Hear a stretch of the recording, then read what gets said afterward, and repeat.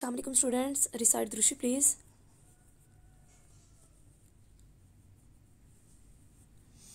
This is question number 3 that we are going to do from this chapter, and this is use of irony and satire. Firstly, it is important to understand what is irony and what is satire. Irony is basically such a use of words where you say one thing and you mean other thing. Urdu में अगर इसको समझाऊँ तो देखें, आप किसी को कहते हैं तुम तो बहुत अच्छे हो। अब ये जो हम कह रहे होते हैं हमें पता होता है, कह तो हम जो हमारे यूज़ ऑफ वर्ड्स है वो यही है कि तुम बहुत अच्छे हो, लेकिन उसका मीनिंग ये नहीं होता है। उसका मीनिंग ये होता है कि तुम जितने हो वो भी पता है। और सेटायर तंज करना, क्रिटिसाइज करना। Mark Twain is very critical of human nature. Mark Twain इंसानी फितरत का बहुत बड़ा नकाद है, उसको क्रिटिसाइज करता है। ही शॉक्स अस, वो हमें सदमा पहुंचाता है। By his ruthless exposition, by his ruthless कहते हैं सफाकाना, जालिमाना, बेरहम। एक्सपोजिशन खोल देना, अयां कर देना, किसी चीज़ को बेनकाब कर देना। ऑफ ह्यूमन नेचर, इंसानी फितरत को जिस बुरे तरीके से, बेरहम तरीके से वो बेनकाब करता है, वो चीज़ हमें सदमा पहुंचाती है। ही हैज़ पेंटेड मैन, उसने इंसान को पेंट किया है, हमारे सामने उसको बयान किया है। इन डार्क कलर्स, बुरे अंदाज में, बुरे रंगों में।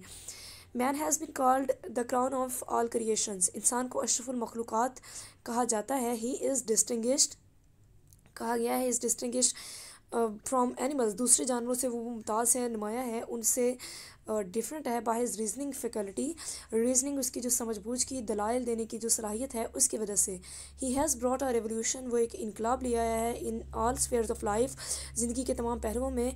He is trying to construct, वो कोशिश कर रहा है तामीर करने की। A world of peace and happiness, एक अमन की और खुशियों वाली दुनिया तामीर करने की कोशिश कर रहा है। He spreads knowledge and enlightenment to other people, वो दूसरे लोगों को इल्म और रोशनी फैलाता है।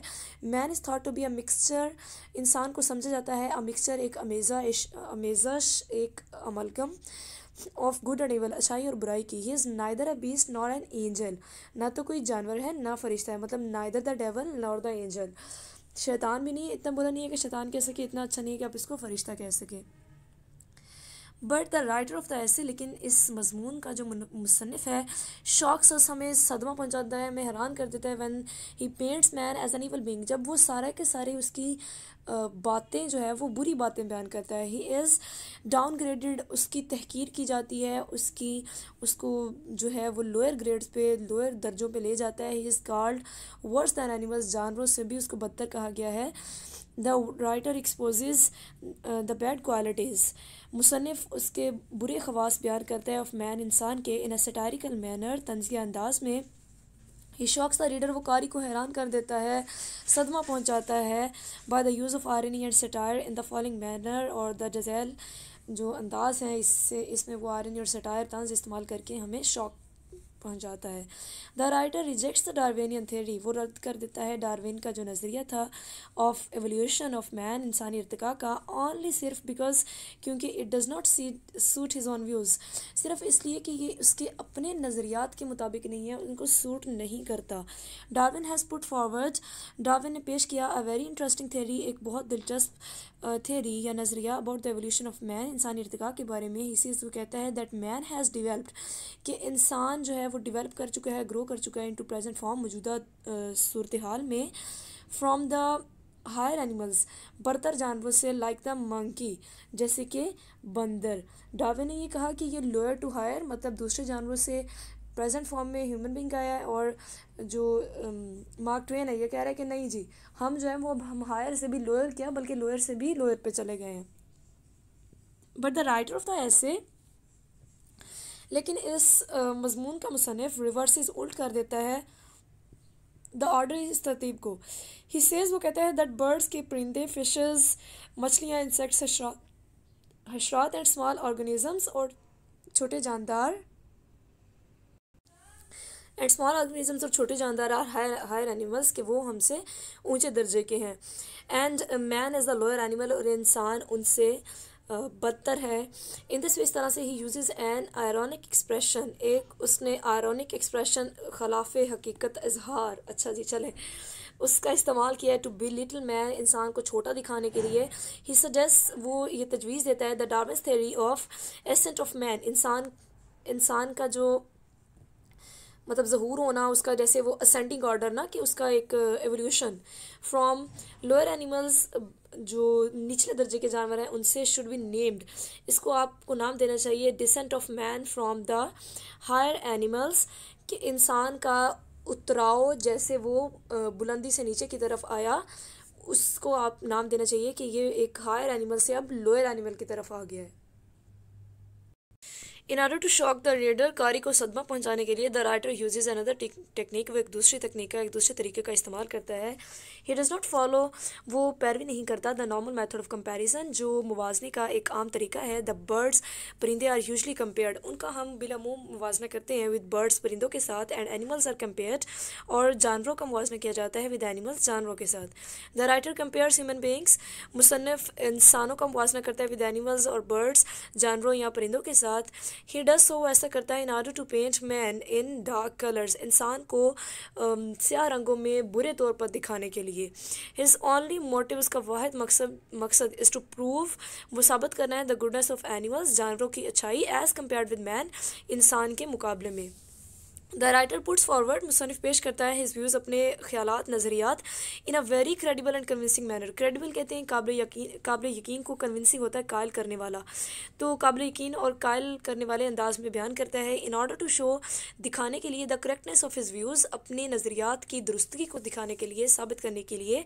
ही क्लेम्स, वो दावा करता है to have studied the qualities of animals in a London zoological garden, कि उसने लंदन जूलॉजिकल गार्डन में जानवरों की खूबियाँ, उनके ख़वास का मुताला किया। इन दिस वे, इस तरह से हिज व्यूज़, उसके नज़रियात बिकम साइंटिफिक, साइंसी बन गए। ही कंट्रास्ट, वो कंट्रास्ट होता है किसी के लाइक ऑपोजिट में जाके आप जैसे दिखाते हो ना, आप डिफरेंस को हाईलाइट करने की कोशिश करते हो। द एनिमल वर्ल्ड, जो जानवरों की दुनिया को, विद ह्यूमन सोसाइटी, इंसानी माशरे के साथ।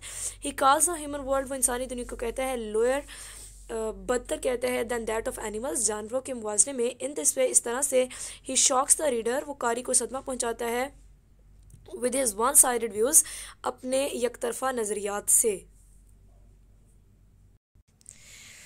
First, the wrong application of scientific inventions, the wrong application, गलत इस्तेमाल ऑफ साइंटिफिक इन्वेंशन, साइंसी इजादात का, प्रोड्यूस्ड अनएम्प्लॉयमेंट, इससे बेरोज़गारी पैदा हुई। मतलब वो काम जो पहले इंसान करते थे अब उनकी जगह पे मशीनें कर रही हैं, और मशीनें भी इस तरह से कि जहाँ पे कोई 10 20 50 बंदे काम कर रहे थे, एक मशीन अब उसको रिप्लेस कर रही है बिकॉज उनकी एफिशिएंसी ज़्यादा है, तो उससे अनएम्प्लॉयमेंट हो रही है।